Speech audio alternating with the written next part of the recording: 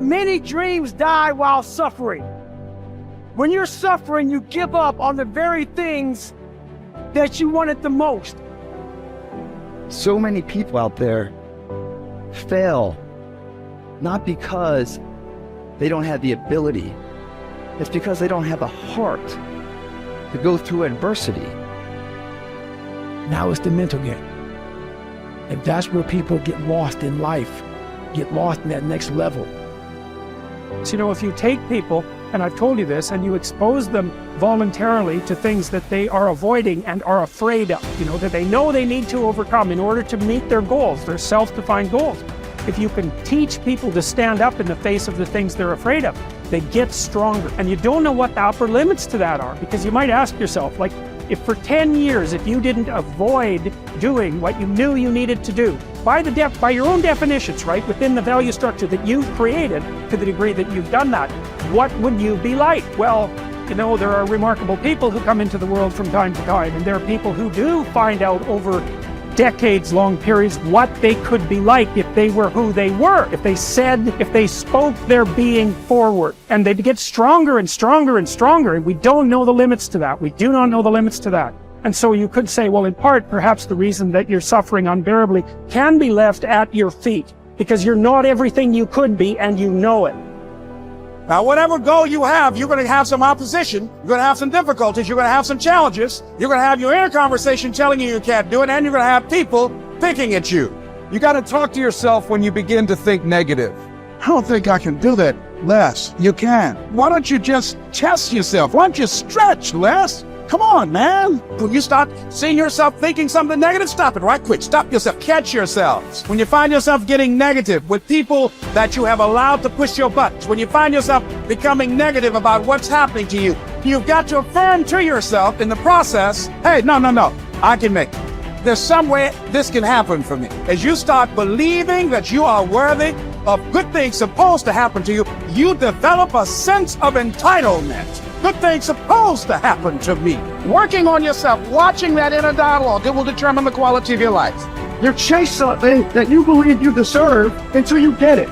And it doesn't matter what happens to you. It doesn't matter how many times you get fired. It doesn't matter how many people don't believe in you. Just go until you get it. Because if you're willing to go through all the battling you got to go through to get to where you want to get, who's got the right to stop you? Nobody. It's your right to listen to your gut. It ain't nobody's right to say no. And you earn the right to be where you want to be and do what you want to do.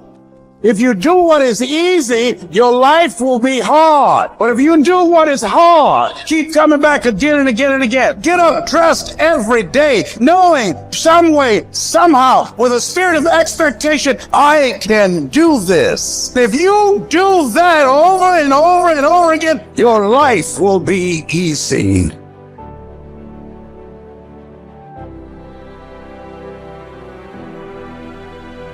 I think that there is a biological imperative hardwired into the brain that you must do hard things in order to feel good about yourself. And when I think about it from an evolutionary standpoint, and this is why I think rich kids implode, they just never had to do hard things.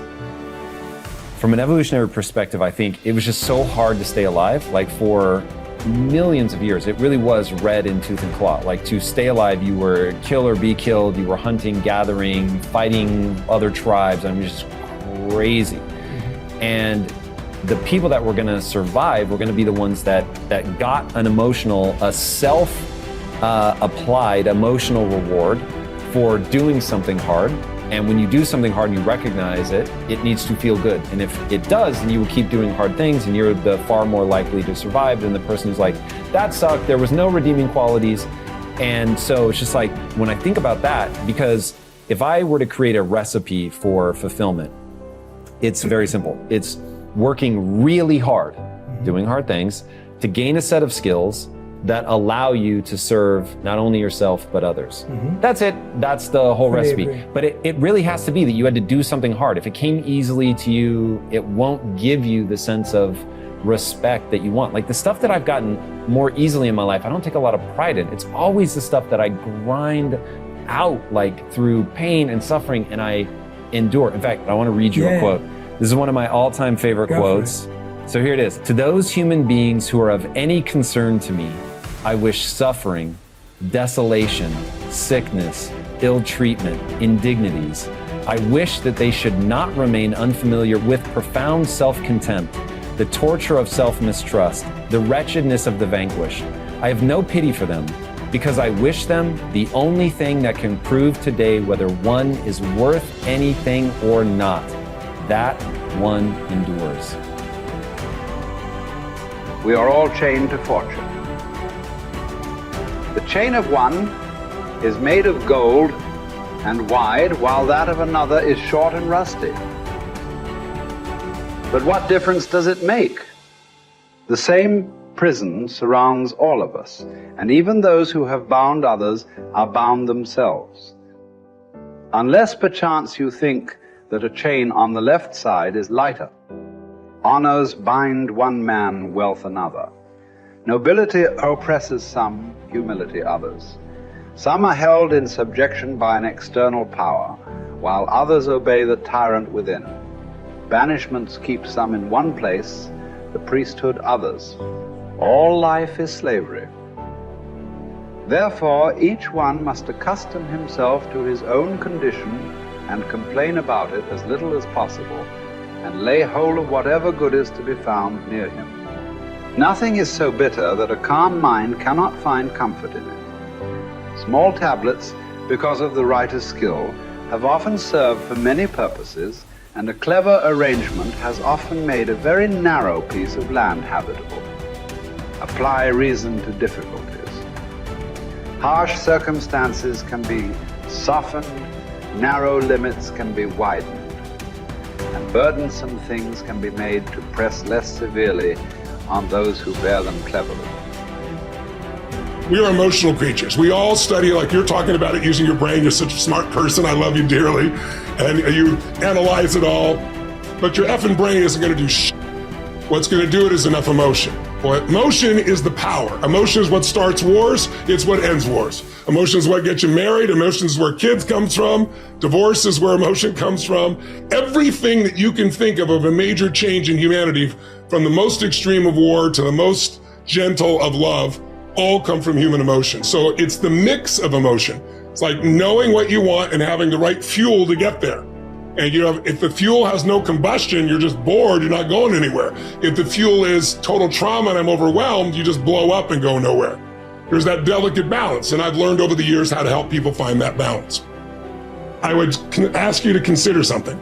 Please. What you just said is absolutely true. I know you really well, and you know how much I respect and love you personally. And what you've accomplished in your life is extraordinary. What you're continuing to accomplish is extraordinary. But there's an emotional inflection that made you use those things in those moments. It wasn't just those understandings. The emotion made you find the answers, brother. And then you have a really smart mind, you found the answers, figured out how to use it. But there were inflection moments that made you do it. There's a reason why you left your company after building it to $1 billion. It wasn't intellectual. It's emotions. So, but you have developed your mind so much, it's like your right arm, your bicep is really strong, your left one, not quite as much. And I'm inviting you to consider that your left one is your more powerful one, and you've used it in key moments. But it's very protective to use the mind, because we're all afraid to feel a little too much. So the more I can understand it, I put it out here, I can analyze it, I don't have to be in it. But the truth is, where the real impact is when there's enough emotion that gets you to apply the things that you understand intellectually, right? Or find the answer that you didn't even have the answers. You found the answers intellectually because the emotion drove you. So it's really studying what creates that emotion that makes the difference in anybody's life. That's where everything begins and ends, is with emotion. And yet our society is all about up here. Chinese medicine, it's all about the heart, right? That's considered the center. In America, we think it's the brain. Now, when you first are born, your heart starts beating. That's how we know you're alive, and there is no brain yet. And this literally is the initial sense of intelligence. That's why, for thousands of years, even poets have talked about the power of the heart. Well, the heart has tremendous power, and there's a biochemical connection between the brain and the heart that I know you know about. And learning how to use that is where you create more lasting change. When I was understanding it all, I was good. When I learned how to move people, I got great at what I was doing.